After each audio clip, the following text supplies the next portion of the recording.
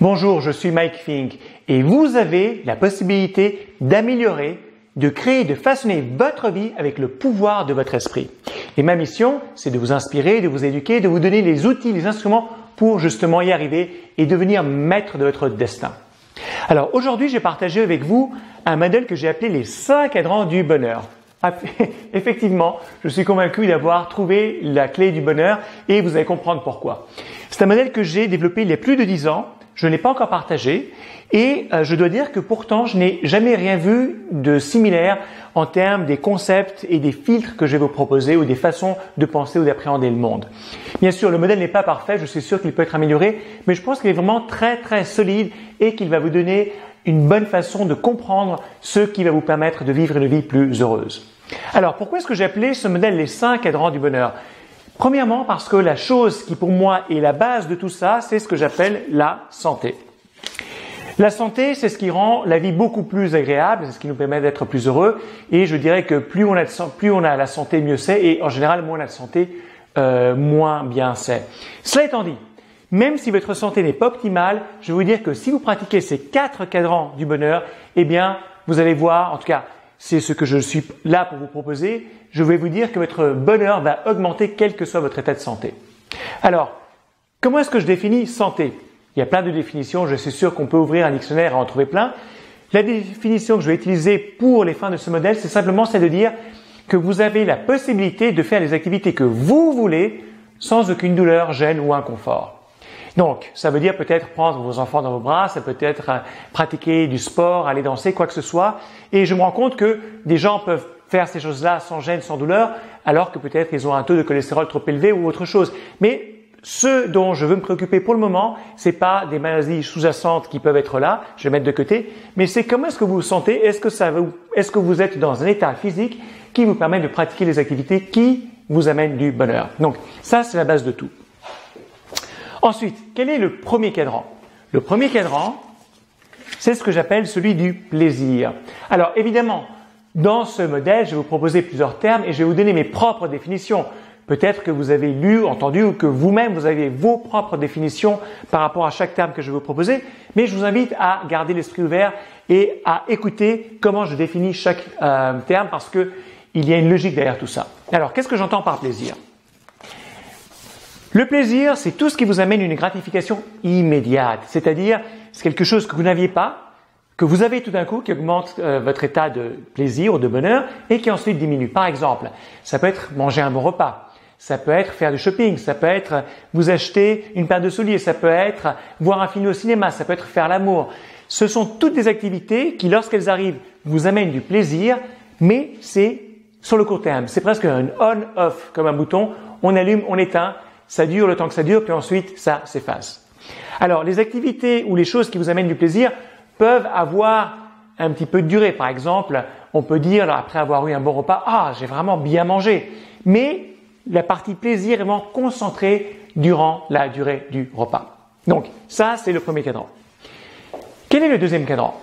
C'est celui que j'appelle satisfaction. Et la satisfaction implique d'avoir des objectifs qui demandent des efforts dans la durée, donc dans le temps, et qui en général impliquent un apprentissage. Donc, des exemples de satisfaction, c'est par exemple apprendre une langue étrangère, apprendre à jouer un instrument de musique, apprendre un nouveau sport, faire du ski ou jouer au tennis. Ça peut être un projet de travail, créer votre propre site web.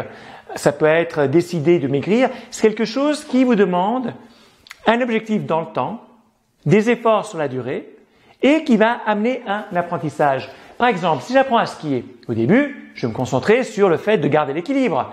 Je tombe jusqu'à ce que j'ai pratiqué suffisamment de fois pour savoir comment tenir debout. Donc, il y a eu un apprentissage. Et ensuite, qu'est-ce qui se passe ? L'effort et, on va dire, le focus de votre effort va changer. C'est-à-dire que probablement, il y aura moins d'efforts parce que lorsqu'on skie, au général, au début, on fait énormément d'efforts. C'est très fatigant lorsqu'on apprend à skier et lorsqu'on tombe beaucoup.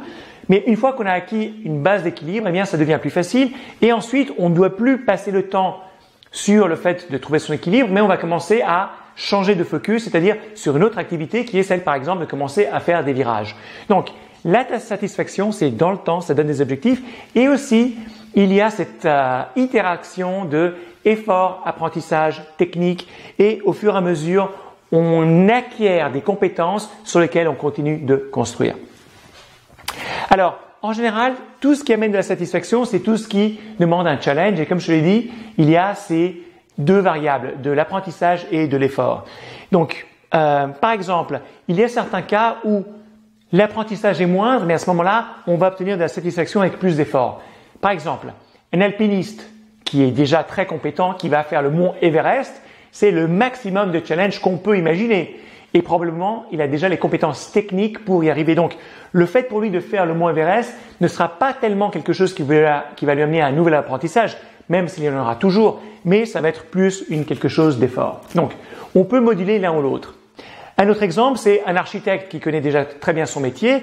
Eh bien, si c'est pour faire encore un autre projet, un énième projet de quelque chose qu'il a déjà fait, il sait déjà le faire, probablement son sens de satisfaction sera moindre. En revanche, si on lui donne un projet d'architecture qui va lui demander de trouver des nouvelles idées, des nouvelles façons de faire, qui va être un challenge technique, à ce moment-là, sa satisfaction va augmenter. Donc, vous voyez vraiment la différence. Le plaisir, c'est court terme, satisfaction, c'est long terme et c'est quelque chose qui s'inscrit dans la durée. Et ce n'est pas quelque chose de on-off, c'est vraiment quelque chose de continu. Très bien. Voyons le cadran numéro 3. C'est celui que j'appelle joie. Et à nouveau, c'est ma définition. Mais qu'est-ce que j'entends par joie?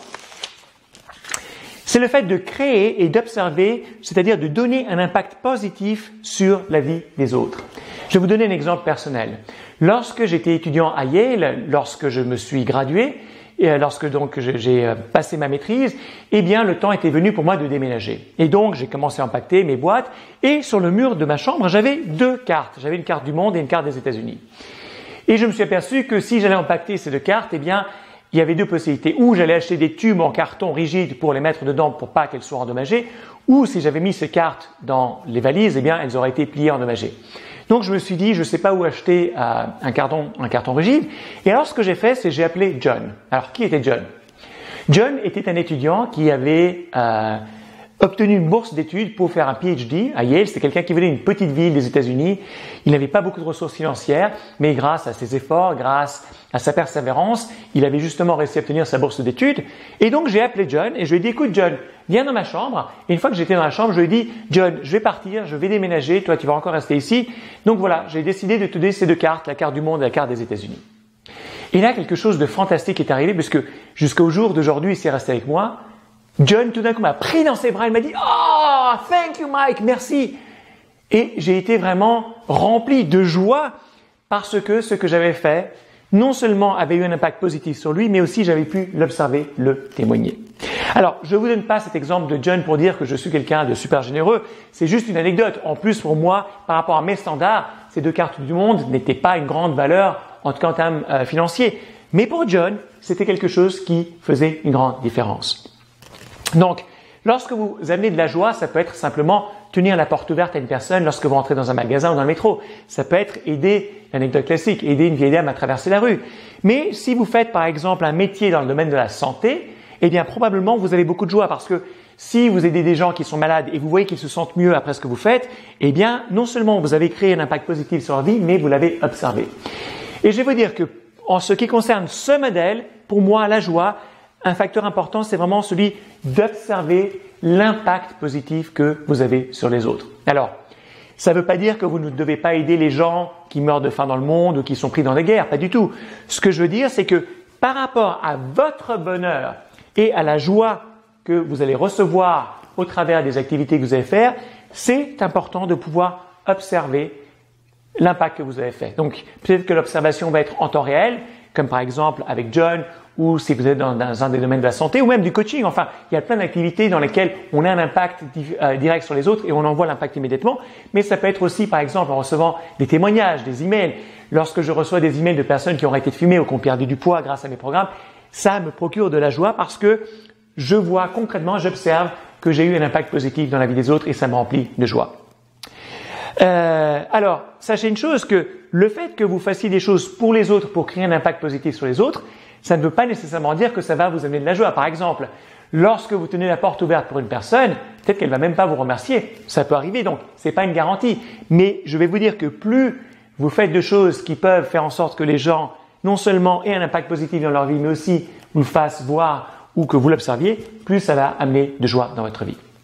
Ok, voyons le cadran numéro 4.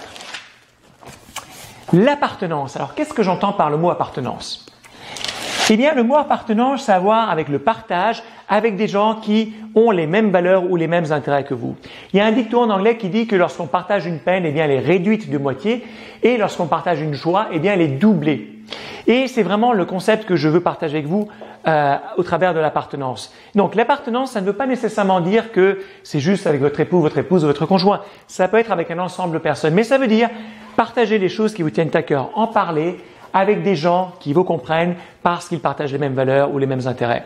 Vous pouvez le faire aussi avec des gens de votre famille, même s'ils ne partagent pas nécessairement les mêmes valeurs ou les mêmes intérêts, mais je vais vous dire que selon moi, l'impact est moindre.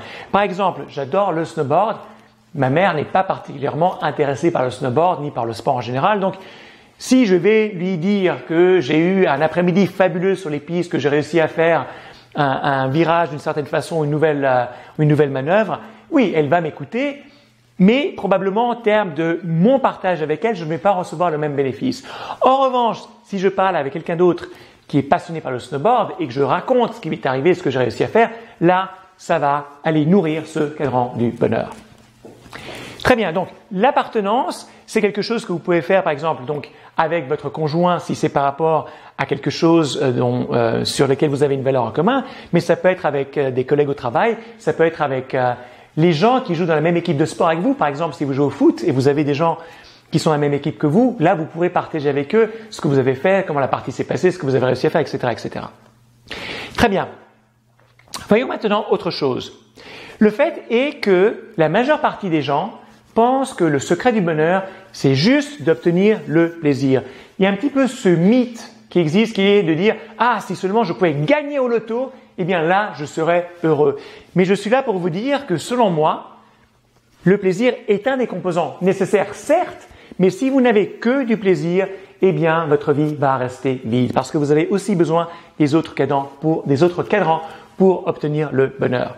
Alors, les gens se disent « Ah, si je gagne au loto, ils vont pouvoir s'acheter tout ce qu'ils veulent faire, etc., etc. » Mais vous avez probablement entendu parler des fils de millionnaires ou de milliardaires, de gens très très aisés qui font de la drogue ou même qui se suicident. Pourquoi?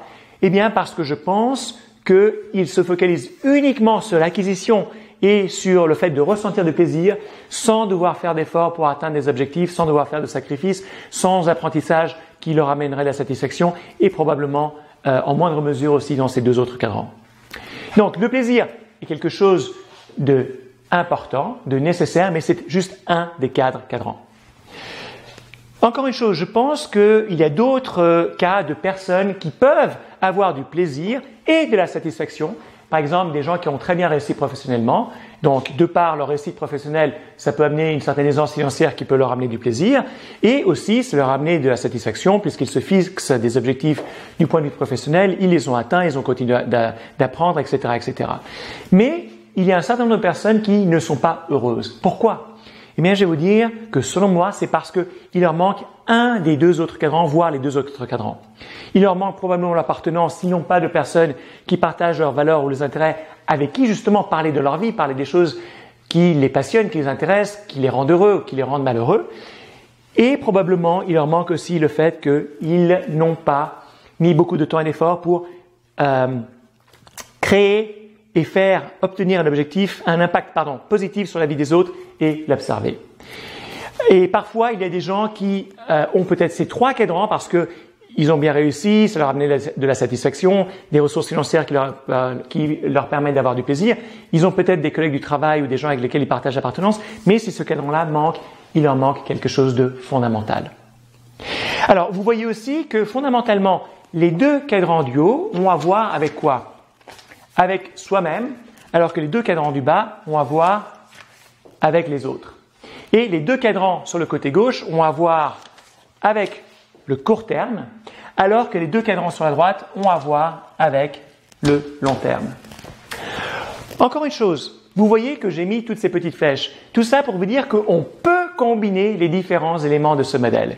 Par exemple, si on parle de la combinaison de la santé avec le plaisir, eh bien, si vous allez faire un massage, c'est quelque chose qui va améliorer votre santé et qui va aussi vous amener du plaisir. les autres cadrans, les autres éléments. Voyons voir comment est-ce qu'on peut combiner satisfaction et santé. Si vous allez à la salle de sport ou si vous faites une activité physique, eh bien, ça vous demande des objectifs, ça va vous permettre d'apprendre, ça va vous demander aussi de faire des efforts, vous allez apprendre, ça va être quelque chose qui va demander du temps, qui va s'inscrire dans la durée, mais qui va aussi probablement améliorer votre santé, que ce soit aller à la salle de sport, que ce soit même pratiquer un sport physique. Voyons voir ensuite satisfaction et appartenance. Eh bien, si vous travaillez sur un projet avec des collègues de travail avec lesquels vous partagez des intérêts ou des valeurs, ou ça peut être quelque chose, par exemple, avec votre conjoint. Si c'est pour rénover la maison ou pour mettre en place le jardinage, eh bien, ça va être de l'appartenance avec de la satisfaction, puisque ces choses-là vous demandent des objectifs, des efforts d'apprentissage, tout en combinant l'appartenance. Voyons voir la satisfaction et la joie.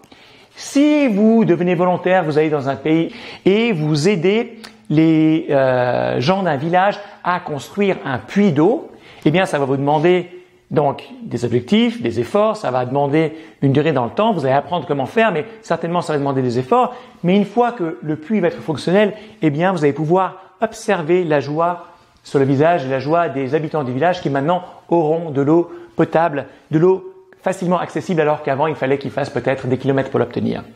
Ce sont des exemples, c'est peut-être pas les meilleurs, mais c'est pour vous illustrer les idées. Voyons voir, donc, je pense avoir fait le tour du cadran de la satisfaction, comment elle peut être combinée aux autres. Voyons voir comment on peut combiner G. Eh bien, si vous allez faire un massage, non seulement vous allez combiner plaisir et santé, mais aussi si à la fin du massage, vous dites à la massothérapeute combien vous avez apprécié le massage, parce qu'elle a été techniquement très très bonne, parce qu'elle a su où trouver vos points les plus sensibles et comment justement améliorer la situation, eh bien vous allez combiner la joie de voir qu'elle va être très très contente du feedback que vous lui avez donné avec la santé, et dans ce cas-ci, il y aura même eu le plaisir du massage. Voyons voir la joie et l'appartenance. Eh bien, si vous allez par exemple visiter une amie qui est à l'hôpital, et avec lesquels vous avez des intérêts ou des valeurs en commun, eh bien, il y aura l'élément d'appartenance et vous allez aussi obtenir de la joie parce que cette personne sera contente de votre visite, sera contente de ne pas être seule et en particulier sera contente peut-être dans un moment plus difficile pour elle puisqu'elle aura été malade. Et je pense avoir fait la combinaison de tous les cadrans. Peut-être que j'en ai oublié quelques-uns, mais vous comprenez l'idée. Et en fait, ce que j'aimerais que vous fassiez dorénavant, ce que je vous invite à faire, c'est la chose suivante. Maintenant que vous avez ce filtre, ce modèle en tête, eh bien, commencez à voir les différentes activités que vous faites et voyez ce que chaque activité amène en termes de 1, 2, 3 cadrans. D'accord? C'est intéressant. Parce que comme vous l'avez vu, on peut combiner non seulement 2 cadrans, mais 3 cadrans, comme avec l'exemple que je vous ai donné de la personne qui va faire un massage, donc qui a du plaisir, qui améliore sa santé et qui donne de la joie lorsqu'elle donne le feedback avec à la massothérapeute ou au massothérapeute. Alors, comme je vous l'ai dit, ce modèle peut certainement être amélioré. Par exemple, il y a certaines choses dont il ne tient pas compte de façon explicite. Une des choses que la recherche fait voir de façon vraiment répétée, c'est que par exemple, la méditation est quelque chose qui ajoute beaucoup de bonheur et de bien-être à la vie des gens. Il n'y a pas vraiment d'espace spécifique pour la méditation. Peut-être que ce serait au niveau de la satisfaction parce que ça demande quand même une certaine pratique dans la durée. Peut-être que c'est au niveau du plaisir, de comment vous vous sentez par la suite. Mais comme je vous l'ai dit, c'est un modèle qui, selon moi, vous donne plein de distinctions. Je vous offre encore un autre modèle ou encore une autre distinction qui n'est pas nécessairement apparente dans ce modèle-ci, mais c'est celui de la gratitude. Exprimer de la gratitude, il y a beaucoup d'études scientifiques qui ont fait voir que si vous exprimez de la gratitude chaque jour pour 3 choses ou 5 choses, eh bien, ça va vous aider à être plus heureux. Pour toute une série de raisons que d'ailleurs je vais développer dans notre vidéo, mais exprimer de la gratitude, ça va vous focaliser sur les choses positives, sur les choses qui marchent, ce qui va faire en sorte que vous allez remarquer plus, etc., etc. Encore un autre modèle que je vous propose rapidement, c'est un autre modèle dit que si vous faites quelque chose de mental, quelque chose de physique, quelque chose d'émotionnel ou de social et quelque chose de spirituel dans la même journée, eh bien, vous allez avoir une journée qui vous apporte du bonheur. Quoi qu'il en soit, par rapport à ce modèle que j'ai développé, ce que je vous invite à faire, c'est d'essayer de combiner le plus d'éléments possible dans la même journée. C'est-à-dire essayer de faire quelque chose qui vous amène de la santé, essayer de faire quelque chose qui vous amène du plaisir, de la satisfaction, de la joie et de l'appartenance.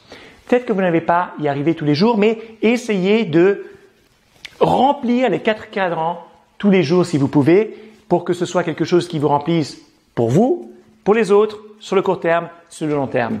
Si vous n'arrivez pas à faire quelque chose qui remplit les 4 cadrans plus la santé tous les jours, essayez de faire en sorte qu'au moins dans la semaine, tous les cadrans aient été couverts. Peut-être que l'histoire de la joie, vous êtes trop occupé à travailler ou que vous travaillez tout seul, mais que durant les week-ends, c'est là où vous pouvez aller nourrir plus le cadran de la joie. Donc, voilà, j'ai partagé ce modèle avec vous. Utilisez-le, utilisez les distinctions, commencez à appréhender le monde au travers de ces filtres que ce modèle vous propose et utilisez peut-être aussi les autres indications que je vous ai données par rapport à la gratitude ou au fait, ou à la méditation ou au fait d'intégrer le spirituel, l'émotionnel, le physique et le mental. Mais quoi qu'il en soit, pour moi, ce modèle est très important parce qu'il vous donne des clés spécifiques pour améliorer votre vie, vous amener plus de bonheur, vous faire vivre plus heureux. Donc, si vous avez trouvé cette vidéo intéressante, partagez-la, cliquez sur le bouton j'aime, abonnez-vous à cette chaîne ou aimez cette page en fonction de la plateforme où vous vous trouvez. Laissez-moi vos commentaires, je serais curieux de savoir ce que vous pensez des concepts que j'ai partagés. Et aussi, cliquez sur le lien, il peut être au-dessus, en dessous ou à droite à gauche de la vidéo en fonction de la plateforme où vous êtes, pour vous inscrire pour recevoir d'autres ressources qui vont vous permettre d'améliorer, de créer et de façonner votre vie avec le pouvoir de votre esprit et de devenir ainsi maître de votre destin. Je suis Mike Fink et je vous dis à très bientôt. Bonjour, je suis Mike Fink et vous avez la possibilité d'améliorer, de créer, de façonner votre vie avec le pouvoir de votre esprit. Et ma mission, c'est de vous inspirer, de vous éduquer, de vous donner les outils, les instruments pour justement y arriver et devenir maître de votre destin. Alors aujourd'hui, j'ai partagé avec vous un modèle que j'ai appelé les 5 cadrans du bonheur. Effectivement, je suis convaincu d'avoir trouvé la clé du bonheur et vous allez comprendre pourquoi. C'est un modèle que j'ai développé il y a plus de 10 ans. Je ne l'ai pas encore partagé et je dois dire que pourtant, je n'ai jamais rien vu de similaire en termes des concepts et des filtres que je vais vous proposer ou des façons de penser ou d'appréhender le monde. Bien sûr, le modèle n'est pas parfait, je suis sûr qu'il peut être amélioré,